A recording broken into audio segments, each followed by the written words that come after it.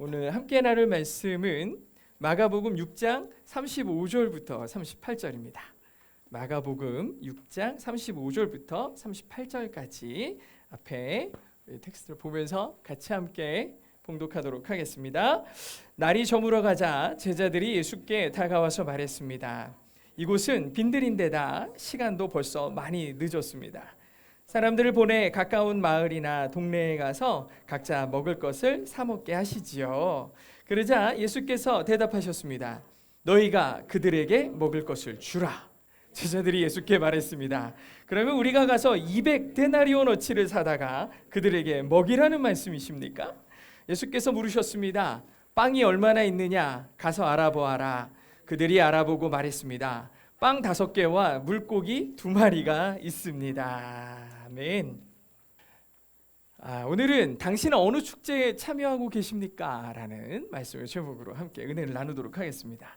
사실 오늘 나눌 본문은 마가복음 6장 14절부터 시작하는 얘기입니다. 14절부터 44절까지 본문이 엄청 길어요. 그래서 여러분 저희 교회 단체 톡에다가 제가 이 본문을 올려드렸는데 내용이 엄청 길죠. 이 긴 본문에는 2개의 이야기가 담겨 있습니다. 하나의 소제목은 세례 요한의 죽음이고 또 하나의 소제목은 5,000명을 먹이시다. 이렇게 2개의 소제목으로 되어 있는 이야기입니다. 그리고 이 두 사건의 배경을 연결하는 그 공통점이 있다면 그것은 축제입니다. 많은 사람들이 각각의 축제에 참여하면서 즐거운 시간을 보내는 장면이 나와요. 하지만 그 결과가 아주 달랐습니다. 결과가 아주 달랐어요. 지금 우리도 축제의 자리에 초대를 받은 거와 마찬가지고 우리 인생도 축제의 자리로 초대를 받은 겁니다. 그러면 이제 여러분들이 초대장을 받았다면 그 초대장에 응답할 차례죠. 초대에 응답하는 방식은 그 초대에 가는 거죠. 그 축제에 가는 거예요. 여러분들은 어떤 축제에 가시겠습니까? 라는 질문이에요. 만약 여러분이 파티나 축제에 초대를 받았는데 우연찮게 날짜가 겹친 거예요. 날짜가 겹쳤어요. 그래서 둘 중에 하나를 가야 된다라고 한다면 여러분은 어떤 기준으로 그 초대에 응하십니까? 제일 먼저는 호스트를 보겠죠. 즉 파티의 주최자가 누구냐? 누가 이 파티를 주최한 거야? 이게 중요하겠죠. 그 사람이 나와 무슨 관계인지, 그 사람이 얼마나 탁월한지 이런 것들이 중요할 거예요. 그리고 그곳에 모여있는 사람들은 또 누구냐도 중요하겠죠. 거기에 누가 오는데 중요할 거예요. 이어서 파티의 목적 그리고 그 내용, 파티에서 뭐 한대? 이런 내용들이 중요하겠죠. 그리고 무엇보다 중요한 것 중에 하나는 뭘 먹는데. 파티 가면 먹을 게 많잖아요. 뭐 맛있는 거 나오는데 요즘에 보니까 결혼식이 됐든 뭐가 됐든 거기 그 뷔페 좋은데? 이런 얘기하고 그러잖아요. 그래서 뭐가 나오는지도 중요해요. 오늘 읽은 본문 그 14절부터 44절까지 쭉 읽어보시면 파티가 나오는데 첫 번째 파티는 왕이 주최자예요. 헤롯이라는 왕이 주최한 파티인데요. 생일 파티입니다. 그래가지고 자기의 아는 유명한 사람들, 권력자들을 다 초대합니다. 그 어디서? 궁궐에 초대를 하죠. 자기들만의 친목을 도모하고 쾌락과 정치적 영향력, 나 이런 사람이야, 나 왕하고 친한 사람이고 나 뭐한 사람이고 하면서 그 파티에서 쾌락과 정치적 영향력을 자랑하겠죠. 그리고 그곳에는 분명히 여기에 기록되어 있지는 않지만 산의 진미, 수많은 맛있는 먹을거리들로 가득했을 거예요. 만약 내가 그렇게 별것도 아니고 내가 그렇게 유명한 사람도 아닌데 이런 자리에 초대장을 딱 받으면은 어떻게 하겠습니까? 당연히 가겠죠. 이런 기회가 어딨어. 그죠? 왕하고도 친해질 수 있고 거기에 모인 사람들이 얼마나 대단한 사람들이겠어요. 그러니까 이걸 거절할 만한 이유가 전혀 없었을 겁니다. 그리고 이어서 또 하나의 파티가 나오는데 예수님께서 주관하신 광야의 파티입니다. 이게 좋은 것 같은데 예수님이 하셨다니까 좋아 보이지만 광야는 뭐예요? 그냥 길바닥이에요. 아무것도 없어요. 호숫가에 광야의 파티가 벌어집니다. 별로 유명하지도 권력도 없는 평범한 사람들로부터 죄인으로 외면받고 무시당한 사람들, 병든 사람, 고아와 과부들이 대상이었죠. 그 수많은 소외된 사람들이 초대됐어요. 그들은 굶주려 있었습니다. 실제로도 배가 고팠지만 영적으로도 굶주림이 심한 상태였죠. 그들은 그저 예수님의 음성이 듣고 싶었고 자기들의 소소한 문제들을 예수님께 맡기고 싶어서 이 광야의 초대를 받아들이고 모여들기 시작합니다. 왕궁의 메뉴는 너무 많아서 어떤 메뉴가 있는지 적혀 있지 않죠. 근데 이 광야의 메뉴는 단촐해서 그런지 적혀 있어요. 여러분들이 너무나 잘 아는, 누구나 한 번쯤은 들어봤을 법한 오병이어입니다. 오병 하니까 되게 대단한 것 같아도 빵 5개예요. 그냥 빵 5개, 이어, 물고기 2마리예요. 이 광야의 축제의 메뉴는 물고기와 빵뿐이죠. 한 어린아이의 도시락에 불과했고 어른 하나 먹기도 부족한 이 도시락, 작은 도시락 하나, 이게 이 어른만 5,000명이라고 돼 있는, 사실 남자만 세잖아요. 이 당시 성경의 인원수는 남자만 세요. 남자 어른, 장정. 왜냐하면 이게 전쟁에 나갈 만한 사람들의 인원을 체크하는 거거든요. 그러니 어린아이들, 여인들은 하나도 안 센 거예요. 근데 보통 이렇게 보면은 여인들이 훨씬 많이 왔어요. 애들 막 뛰어다니고 난리도 아니겠죠. 그러니 수만 명의 사람들이 지금 이 자리에 모여 있는 거예요. 이 수많은 사람들이 빵 5개랑 물고기 2마리로 파티를 즐겨야 된다. 사실 이 메뉴도 없죠. 원래는 없는데 예수님이 물어보니까 제자들이 막 돌아다니면서 수소문 해보니까 먹을 게 요렇게 있어요 라고 궁여지책으로 한 대답이죠. 사실 이 광야에는 저녁으로 먹을 건 없었던 겁니다. 자, 이렇게 2개의 파티에 여러분들이 초대를 받은 거예요. 초대장을 받은 거예요. 여러분들은 어떤 파티에 가겠습니까? 저 같아도 주저함 없이 왕의 파티에 갔을 것 같아요. 먹을 게 많잖아. 죄송합니다. 목사님이 이런 얘기를 하다니, 이런 얘기를 되게 의아한 표정으로 보시는데 저는 되게 당연한 걸 얘기한 거예요. 그렇지 않나요? 제가 사실 제목을 축제라고 해놨지만 파티잖아요. 원래는 파티라고 해야 되는데 이 축제라고 제가 쓴 이유가 있어요. 축제가 되는 방식은 파티가 커지면 축제예요. 그렇죠? 파티의 규모가 너무 커지면 축제인데 사실 이 헤롯 왕의 궁궐에서는 축제라고 하긴 좀 그렇고 파티입니다. 자기 생일 파티를 여는 거죠. 근데 예수님은 약간 규모가 다르지 않나요? 수만 명이 지금 모였어요. 이건 축제죠. 그래서 저는 오늘 말씀의 제목을 당신은 어느 축제에 참여하십니까? 라고 한 게 예수님의 관점에 좀 더 초점을 맞춰서 당신은 어느 축제에 참여하고 계십니까? 라고 얘기한 거죠. 저는 오늘 여러분과 제가 갖고 있는 이 상식적인 생각, 더 나은 것, 인간적으로 더 좋아 보이는 것에 대한 선택을 하고 싶은 마음들이 분명히 있겠죠. 그럼에도 불구하고 제가 여러분들하고 함께 나누고 싶은 건 무엇이 더 옳은 선택인지에 대해서 우리가 고민해 보려고 합니다. 오늘 이 말씀, 이 복음서의 저자인 마가라는 사람이 예수님께서 제자들을 파송했다는 얘기를 쓰고 있는 중이었어요. 바로 전 얘기가 예수님이 제자들을 막 2명씩 팀을 짜가지고 마을마다 막 보냈다는 얘기가 나왔어요. 그렇게 얘기를 쓰고 있는데 그렇게 2명씩 팀을 짜서 단기 선교를 보내시는 거잖아요. 이제 단기 선교를 다 보내는 거예요. 그러면서 조건이 3가지가 있었어요. 아무것도 가져가지 마. 딱 신발 하나 신고 지팡이 딱 들고 출발. 지금 빨리 가라. 긴급함이죠. 그리고 가서 그 마을에 들어가서 첫 번째로 너를 맞아주는 그 집에서 나올 때까지 그 집에 머물러 있어. 뭐 좋은 거 있다고 이 집 찌우거리고 저쪽 집 끼우거리고 하지 말고 처음 받아준 그 집에서 그 마을을 떠날 때까지 있어라. 이게 2번째 조건.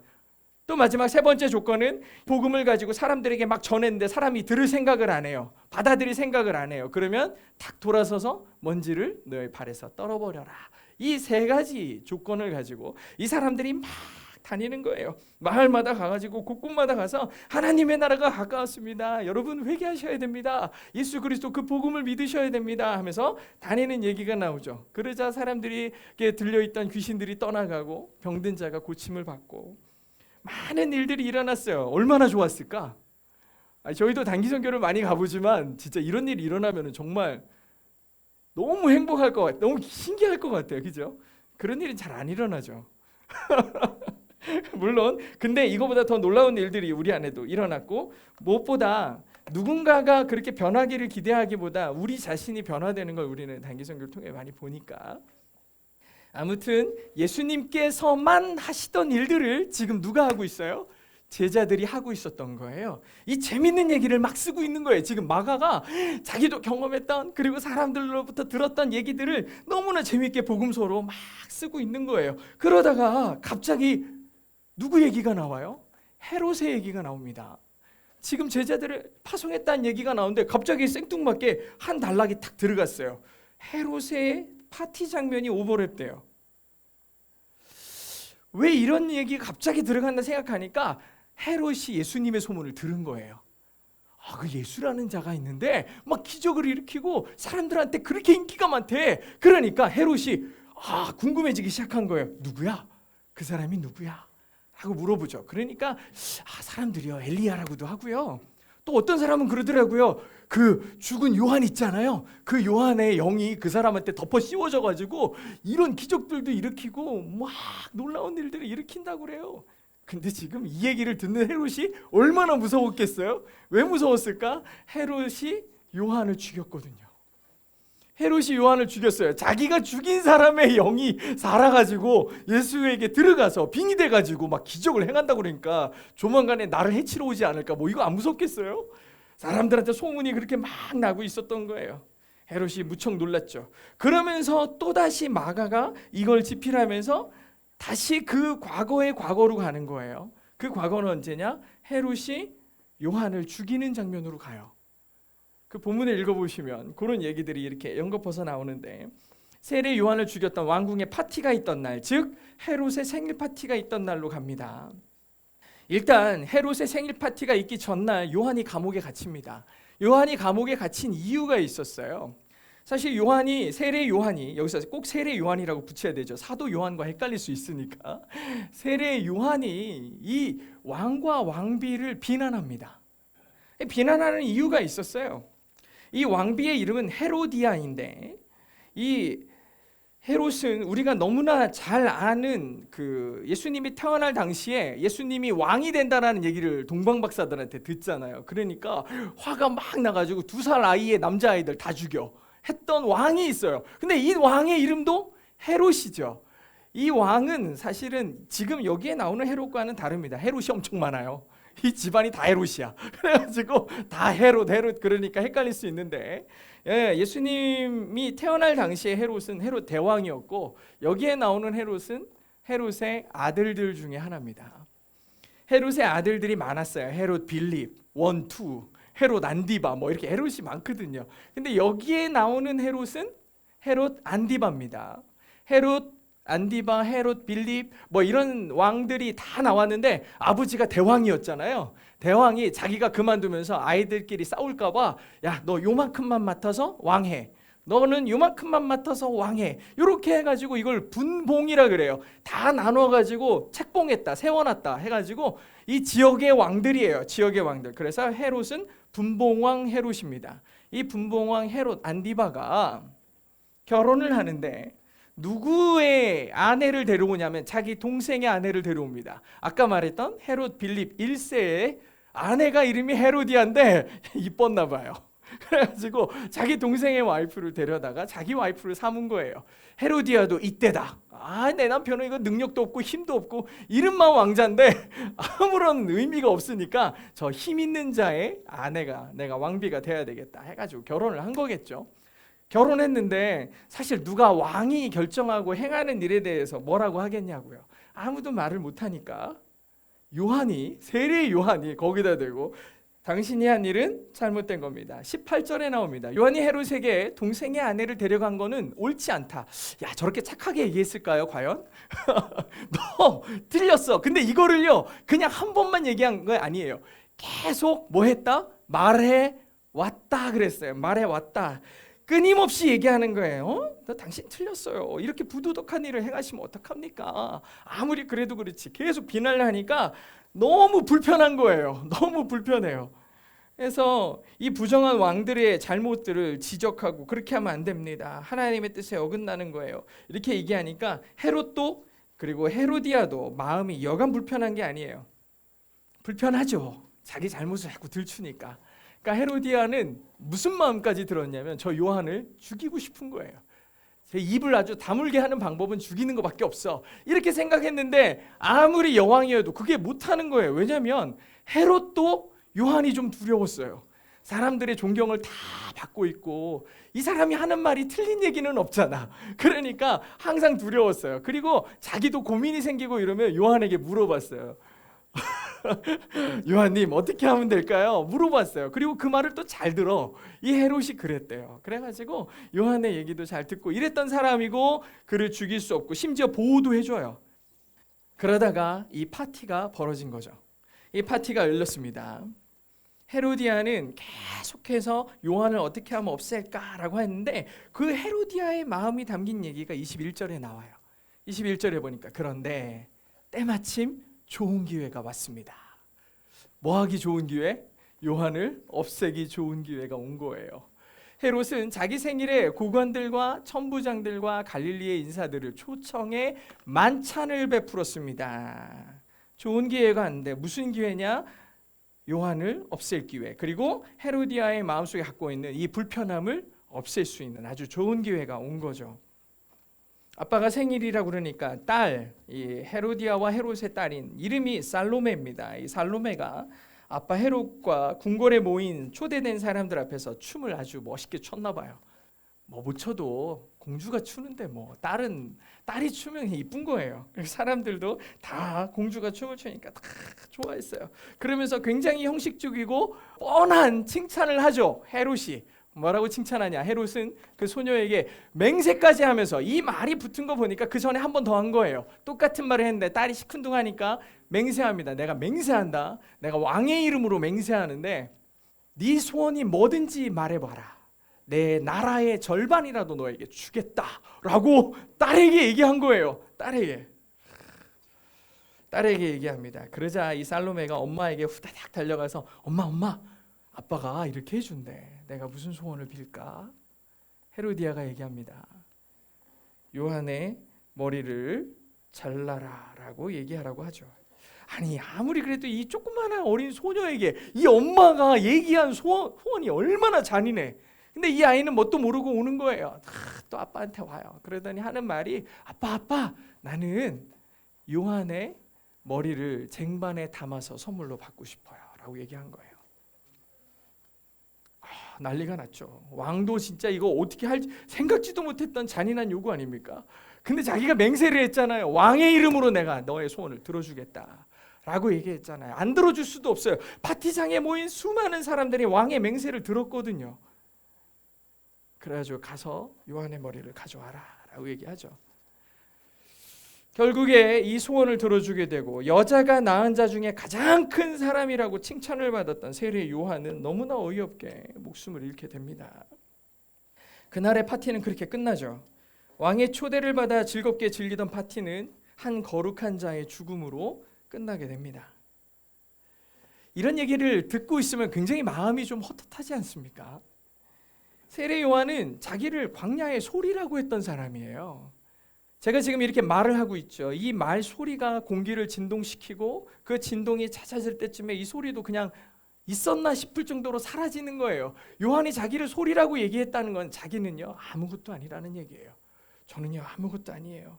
저는 그저 주의 길을 예비하는 사람일 뿐이에요. 내가 아니라 나 다음에 오실 분을 바라보세요. 이렇게 얘기하는 사람이 엄청 겸손한 사람이에요. 엄청 겸손하고 자기는 아무것도 아니에요. 저는요 저 다음에 오실 분의 신발끈도 들 수 없을 정도로 아무것도 아니에요 라고 얘기했던 겸손한 사람이었고 하나님께서 그에게 맡긴 일에 충실한 사람이었어요. 그런 사람이 이렇게 죽은 거예요. 그런 사람이 이렇게 죽었어요. 하나님의 말씀에 순종했고 하나님의 뜻에 어긋나지 않으려고 그렇게 애썼던 사람이 허무하게 죽어요. 그것도 권력자의 악함을 지적했다가 옳은 일을 하고도 죽은 거죠. 아직 나오진 않았지만 예수님께서도 많은 이들의 죄를 대속하시고 그들의 죄를 지고서 가셨지만 결국엔 죽으셨죠. 물론 그것이 하나님의 뜻이겠지만 그렇게 예수님이 죽으셨어요. 제자들도 예수님을 따르다가 다 죽어요. 처형당합니다. 이들의 삶이 결코 녹록치 않았어요. 세상이 예수님을 미워하듯 예수 그리스도를 믿고 따르는 사람들도 미워하게 되어 있다라는 거죠. 최근 몇 주 동안 여러분들에게 말씀을 전하면서 똑같은 질문을 계속하고 있죠. 그럴 거면 예수를 왜 믿냐? 세상에 미움받으려고 예수를 믿니? 너의 삶이 다 망가지고 부서지려고 예수를 믿니? 그럴 거면 뭐하러 예수를 믿어? 라고 당연한 듯이 물을 수 있어요. 왜냐하면 설교를 들으니까 별로 소망이 없잖아요. 별로 재밌지가 않잖아. 그러려고 예수 믿나? 우리는 이 질문을 성경에 그리고 예수님께 물으면 우리가 원하는 대답을 들을 수가 없어요. 우리가 원하는 거, 우리가 신을 믿고 우리가 하나 교회에 와서 열심을 다하는 가장 큰 이유는 내 삶이 복되고 싶고 내가 정의한 복, 잘됨, 이것이 예수를 믿는 이유여야 되는데, 사실 말씀을 깊이 보면 볼수록 그런 소망은 점점 사그러지게 돼 있어요. 사람들이 듣고 싶은 답, 그 답은 헤롯의 파티에 다 있어요. 왕과 친해진다는 거, 권력을 누리는 거죠. 좋은 것들을 누리는 거예요.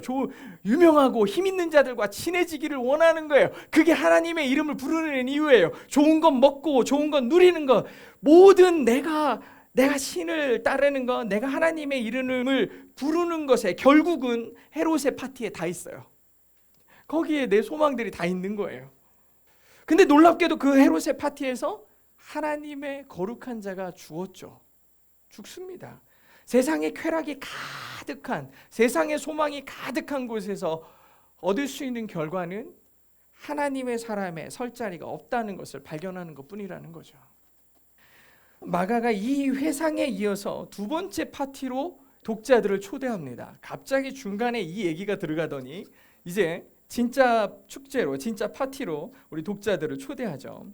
예수님의 제자들이 단기 선교를 떠났을 때 여러분 마을마다 무슨 일이 일어났을까요? 저희도 정말 이런 기적을 일으키는 사람들은 아닌데 이번 겨울에도 찾아가는 마을마다 애들이 막 집집마다 다 튀어나와요. 골목에 애들로 가득해. 축제가 열어지는 거죠. 저희가 뭐 별거 아닌 걸 했죠. 뭐 제기차기 하고 딱지치기 하는데 사람들이 가득하게 모여가지고 그 축제를 즐겨요. 거기에 와가지고 사람들이 모인 이유, 다 모여서 줄 서서 듣는 게 다 복음이었어요. 근데 지금 예수님의 제자들이 주의 권능을 힘입어서 마을마다 찾아 들어가요. 마을에 골칫덩어리가 하나 있었어요. 지난번에 본 것처럼 막 무덤에서 힘 세가지고 옷 다 벗고 막 그 쇠고랑 다 깨고 이랬던 귀신 들린 자들, 이런 사람들이 마을에 하나만 있어 보십시오. 어떻게 감당이 안 되는 거예요. 근데 예수님의 제자들이 오자 그 귀신 들린 자들에게서 귀신이 떠나는 거예요. 어느 가정에 정말 오랫동안 수년 동안 아픈 사람이 있었어요. 아무도 못 고쳐. 아주 막 슬픔과 아픔 가운데인데 제자들이 와가지고 그들을 고쳐요. 여러분 마을이 축제가 안 되겠습니까? 난리가 나겠죠. 귀신 들린 자가 자유해지고 병든 자들이 병이 낫고, 그러니 마을에 막 축제가 열렸을 거예요. 모든 슬픔과 걱정으로부터 자유함을 얻고 얼마나 기쁘고 감사했겠냐고요. 그리고 그것을 행하는 제자들은 또 어땠겠냐고, 너무 좋지 않았겠어요? 그러니까 막 선교가 끝나는 날이 돼가지고 예수님한테 다 달려와가지고 예수님 제가 갔던 마을에요 이런 일이 있었어요. 저희도 갔다 오고 나면은 뭐 별거 아닌데도 막 우리 안에 막 감동이 일어나지고 말하다 울고 막 그러잖아. 그렇죠? 너무 좋았어요. 막 이래. 듣는 사람은 다 별거 아니야. 그런데 우리들끼리 너무 좋아. 막 그렇게 하는 거예요. 지금 제자들이 와가지고 예수님한테 얘기를 쏟아놓기 시작하는 거예요.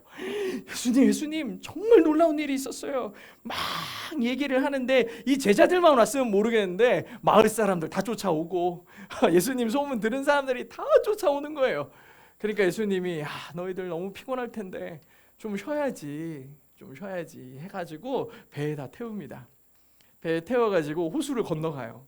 외딴 곳으로 갔다고 써 있어요. 외딴 곳으로 가는데 사람들이 어떻게 알았는지 다 쫓아온 거예요. 내가 갈 때 이미 사람들이 다 와 있어. 다 와 있어요. 그럼 여러분 무슨 생각이 들까요? 극성도 어지간히 극성이야. 어디까지 쫓아오는 거야. 이런 마음이 들지 않겠어요?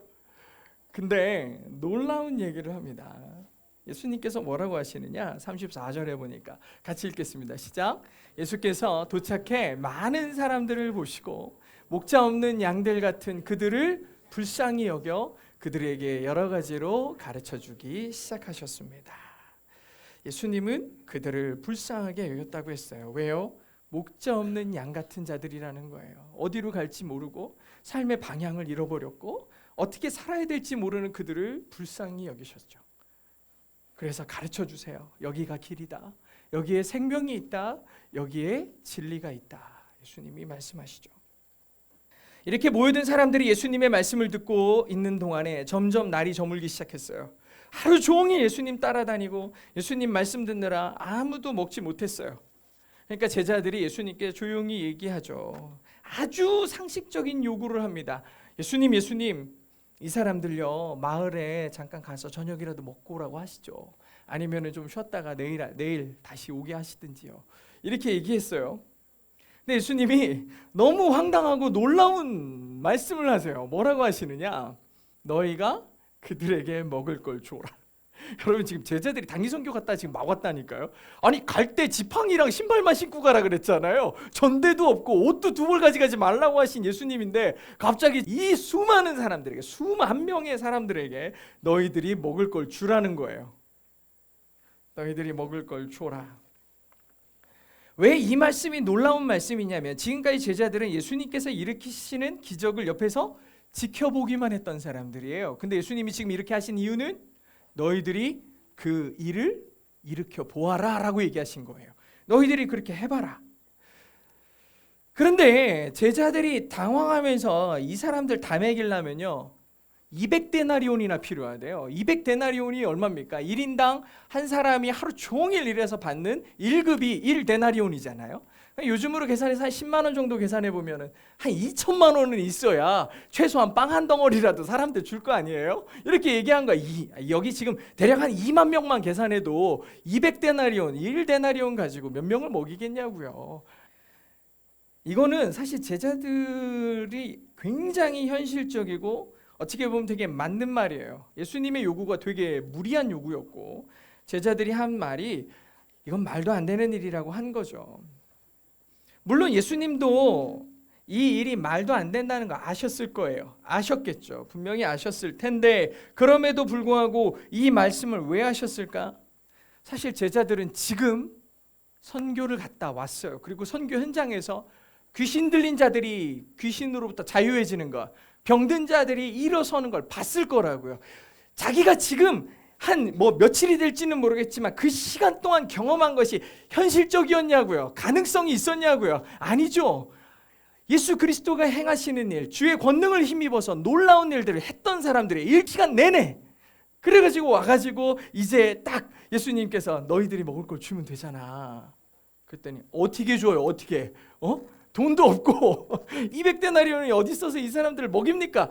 갑자기 현실적이 된 거야. 지금 자기들은 지금까지 행한 일들이 현실적이지 않았잖아요. 그런데도 불구하고 예수님의 말씀에 지극히 현실적으로 대합니다.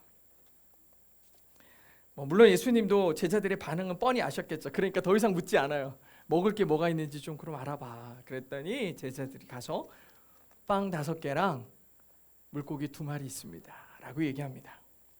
그러니까 예수님께서 바로 사람들을 다 이렇게 좀 무리를 지어 앉혀 두어라 라고 얘기합니다. 여기서 무리를 지어 앉히라 라는 표현은 원래 언제 쓰는 표현이냐면 잔치집에 사람들에게 먹을 것을 나눠주기 위해 그룹을 만드는 그런 모습이거든요. 그래서 예수님이 광야에서 수만 명의 사람들을 약 50에서 100명 단위로 앉혀라 이렇게 얘기하죠. 쭉 앉습니다. 그리고 예수님이 기도하시고 그 사람들에게 빵과 물고기를 나눠주죠. 저는 여기서 조금 엉뚱한 궁금증이 갑자기 생겼어요. 어떤 궁금증이었냐면 이 많은 사람들, 사실 2만 명이 먹는데 빵 몇 개 정도 먹을까요? 빵 몇 개 먹을까요? 빵뿐만 아니라 고기, 물고기도 그렇고 물고기 좋아하시는 분들은 물고기를 많이 먹겠고 빵 좋아하는 분들 많죠. 저도 빵 한 3-4개씩은 먹었을 것 같은데 얼마나 할지 모르겠는데 만약에 모닝빵이었으면 한 10개 정도 먹었을 것 같아요. 하여튼 빵 5개. 애가 싸운 도시락에 무슨 모카빵이 들어있었겠습니까? 그죠? 그런 거 안 들어있고 조그만한 이런 빵들이 들어있었을 텐데 도대체 얼마를 먹었을까? 2만 명이 1인당 3개만 먹어도 6만 개가 지금 생겨야 되는 거예요. 하늘에서 빵이 쏟아진다고 생각해봐. 그러면 난리가. 예수님이 기도하시자마자 아멘 하니까 하늘에서 막 빵 쏟아지고 막 물고기 쏟아지고 다 깔려 죽었을 거야. 그죠? 그러면 어떻게 나눠줬지? 저희 같으면 이렇게 눈에 보여야 될 것 같아. 여기에 막 쌓여 있어서 얼른 가져다가 막 우리 한 팀에 한 3-4명씩 나오세요 막 그래가지고 막 나눠줬을 것 같은데 그런 얘기 없잖아요. 이 제자들에게 예수님이 빵과 물고기를 주세요. 그리고 이걸 갖다가 사람들에게 나눠주죠. 이렇게 아마 나눠주기 직전까지 아무런 변화가 일어나지 않았을 것 같아요. 그냥 기도하시고 났는데 여전히 빵 5개, 물고기 2마리였을 것 같아. 신기했어요. 어떻게 했을까? 저는 그리고 제자들도 그 직전까지 굉장히 마음속에 불편함이 있었을 것 같아요. 아니 어쩌라는 거지. 여전히 빵 5개, 물고기 2마리밖에 없는데. 근데 예수님이 제자들에게 나눠주겠죠. 참 나눠주세요. 근데 나눠주는데 없어지지 않는 거예요. 제자들이 받았어요. 또 이거 가지고 사람들에게 나눠줘요. 첫 번째 사람 나눠줄 때가 제일 무서웠겠죠. 이거 주면 없는데. 근데 딱 주고서 보니까 또 있어. 뭐지? 그 다음 사람 또 줘. 물고기 줘. 너무 재밌을 것 같지 않아요? 저희 갑자기 이게 생각이 나가지고 이거 어떻게 나눠준 거지? 그런 생각이 들어요. 지금까지 제자들은 예수님이 하시는 걸 지켜보고 있었는데 이제는 그 놀라운 기적을 행하는 자들이 되어가고 있어요. 주님이 하신 일을 그들도 하기 시작했어요. 너무 신기하죠? 저는 이거를 생각하는데 되게 기분이 좋더라고요. 예수님이 첫 번째로 일으키신 기적이 가나의 혼인잔치에서 일어난 일이에요. 가나의 혼인잔치도 보세요. 되게 이것도 어려운 거예요. 가나의 혼인잔치가 벌어졌어요. 근데 포도주가 다 떨어진 거야. 그래가지고 어떡하지? 손님들이 아직도 많은데 저 사람들 어떻게 다 먹이지? 그랬더니 예수님이 그 포도주 그 항아리에다가 뭐를 집어넣으라 그래요? 물을 집어넣으라 그래요. 그리고 물을 집어넣자마자 이제 갖다 줘 그런 거예요. 하인들이 얼마나 난감하겠어요? 이거 뭐야? 물 갖다 줬다 두드려 맞는 거 아니야? 지금 뭐 하는 거야? 이런 생각 들지 않았겠냐고. 근데 하라는 대로 하잖아요. 그래가지고 분명히 이 사람들은 물인 거 알아. 물인 거 알지만 떠다가 갖다 주니까 이렇게 맛있는 포도주를 이제 가져오면 어떡하냐고. 이런 얘기를 듣잖아요. 저는 믿음이라는 것이 이게 포도주인 줄 믿습니다가 아니에요.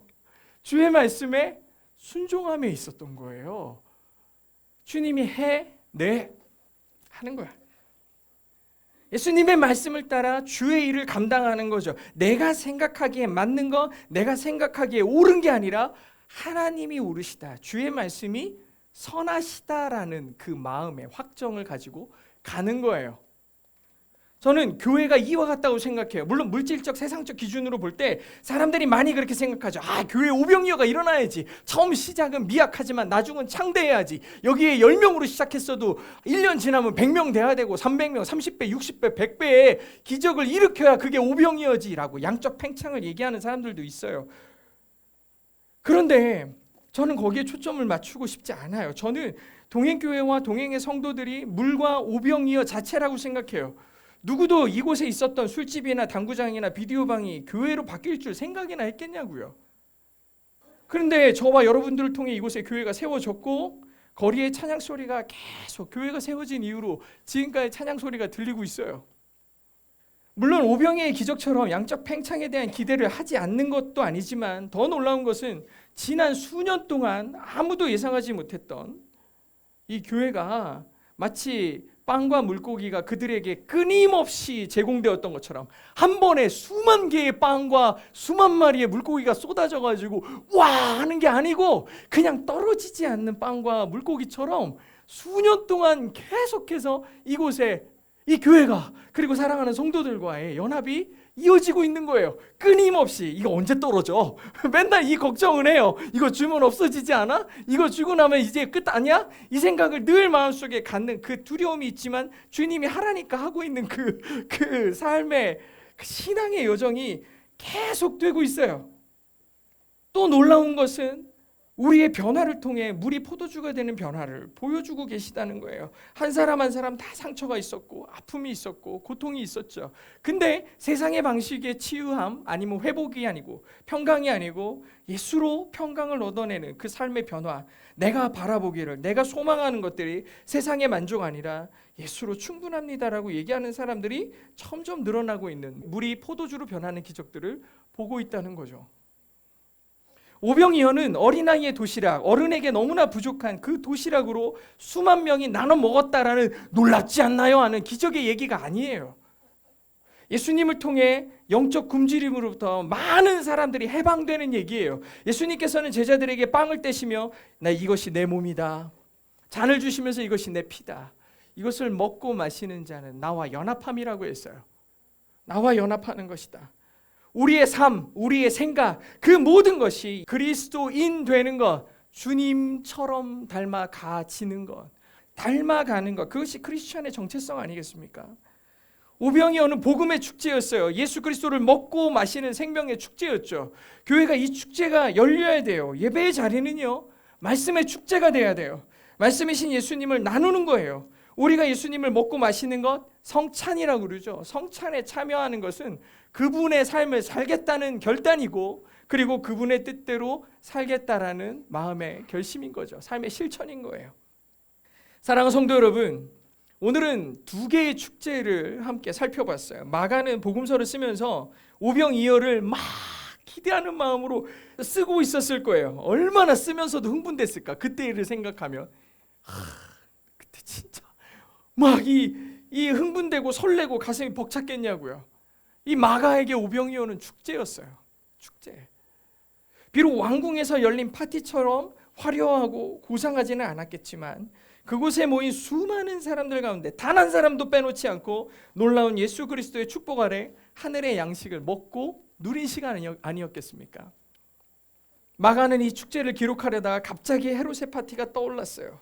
그리고 오병이어의 축제 앞에 이 비극적인 결말의 축제를 끼워 넣죠. 이 복음서를 읽을 유대인들에게 예수님의 이야기를 전하고 있는 마가는 세상이 추구하는 것의 결국은 다 이렇습니다. 여러분들이 늘 추구하는 그 세상의 만족, 당신의 유익들, 그것이 나올 것은 당신 안에 있는 그리스도의 마음을 죽이는 일이고, 당신이 선하기를 소망하는 하나님의 뜻을 구부리는 일이에요. 이 얘기를 하고 싶었던 거죠. 물론 먹고 마시는 것을 부정하자는 게 아니에요. 예수님도 먹고 마시는 거 정말 좋아하셨어요. 그런데 우리가 먹고 마시는 것, 우리의 삶이 도대체 무엇을 위한 것인지를 우리 예수님은 우리에게 말씀하고 계시는 거예요. 오늘날 우리가 직면하는 선택은 어떤 모습일까요? 세상의 성공과 인정을 추구하는 삶, 그리고 하나님의 나라를 위해 자신을 내어주는 삶, 이 사이에서 우리는 매일 선택하죠. 직장에서, 가정에서, 심지어 교회 안에서도 이 두 개의 가치관이 충돌해요. 그리고 날마다 나는 어떤 선택을 할지 고민해요. 헤롯의 파티는 당장은 화려해 보이지만 결국 공허와 파멸로 끝나버리죠. 반면 예수님과 함께하는 광야의 축제는 비록 희생과 절제가 필요하겠지만 진정한 만족과 영원한 생명으로 이어지게 되어 있습니다. 사랑하는 성도 여러분, 오늘 우리는 중요한 선택의 기로에 서 있습니다. 세상은 끊임없이 헤롯의 파티로 여러분들을 초대할 겁니다. 이리 와, 여기 좋은 게 있어. 초대하겠죠. 화려함, 인정받음, 성공, 쾌락, 이걸 약속하면서 말이죠. 하지만 예수님은 우리에게 다른 축제를 제안하십니다. 겸손히 서로 섬기고 말씀에 목마른 자들과 함께하며 하나님의 능력이 우리의 연약함, 우리의 부족함을 채우시는 그 기적의 자리로 우리를 초대하시는 거죠. 여러분들은 이 두 개의 축제 가운데 이제 초대장을 받았어요. 어디로 가시겠습니까? 여러분의 삶을 결단할 수 있기를 주의 이름으로 축복합니다.